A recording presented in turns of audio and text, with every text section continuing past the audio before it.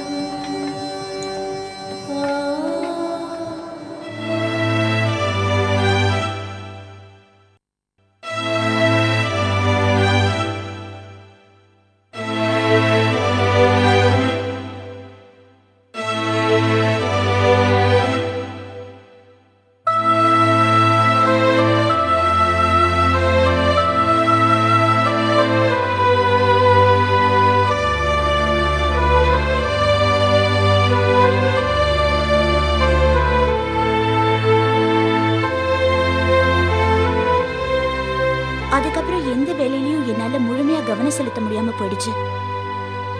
யாருக்கும் என்கிட்ட இருக்கிற மாற்றங்கள் தெரியாதுன்னு நினைச்சிட்டு இருந்தேன். ஆனா அந்த சம்பவங்கள் ரொம்ப நாட்களா என் கண்ணு முன்னாடி தெரிஞ்சுக்கிட்டே இருந்தது. ரொம்ப கஷ்டப்பட்டேன். டாக்டர் கிட்ட போனேன். தியாக்கு வந்திருக்கிறது ஒரு வகையான ஒரு சாதாரண மனநோய். இதை நாம் போஸ்ட் ட்ரோமேட்டிக் ஸ்ட்ரெஸ் டிஸார்டர்னு சொல்லுவோம். மனநோயினாலே சாதாரணமாக எல்லோரும் இந்த நோயால் பாதிக்கப்பட்டவங்களை ஒரு வகையான வெறுப்போடவும் பயத்தோடவும் பார்க்குறோம். ஆனால் இதுக்கு அவசியமே இல்லை. இன்றைக்கு இருக்கிற மருத்துவத்தால் முறையாக மருத்துவ ரீதியாக இதை நம்ம முழுமையாக குணப்படுத்தலாம்.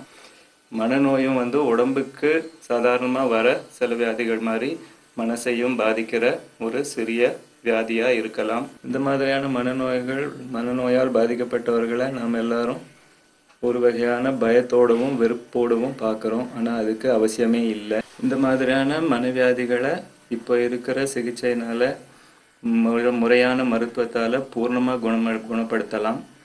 குணமான பிறகு இவர்களெல்லாம் திரும்ப சந்தோஷமான வாழ்க்கையை வாழ வழிவகுக்கலாம்.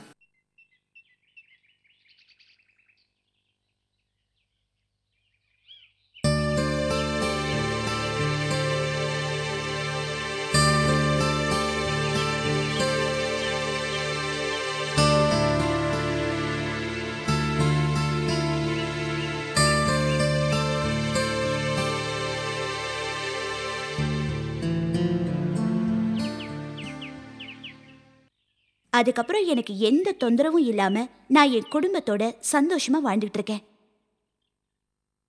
இன்று உலகம் முழுதும் வாழும் மக்களில் 80% மனநோய்க்கு உள்ளானவர்களாக இருக்கிறார்கள் என்று புள்ளிவிவரம் கூறுகின்றது. மனித உடல் நோயினால் பாதிக்கப்படுவது போல் உள்ளமும் நோயினால் பாதிப்படைய வாய்ப்புகள் நிறைய. எனவே உடலியல் ரீதியாக அல்லாமல் மனவியல் ரீதியாக பாதிப்புகளை குணப்படுத்தி நம்மை நாமே மனநோயிலிருந்து மீட்டுக்கொள்ள முயற்சி செய்வோம்.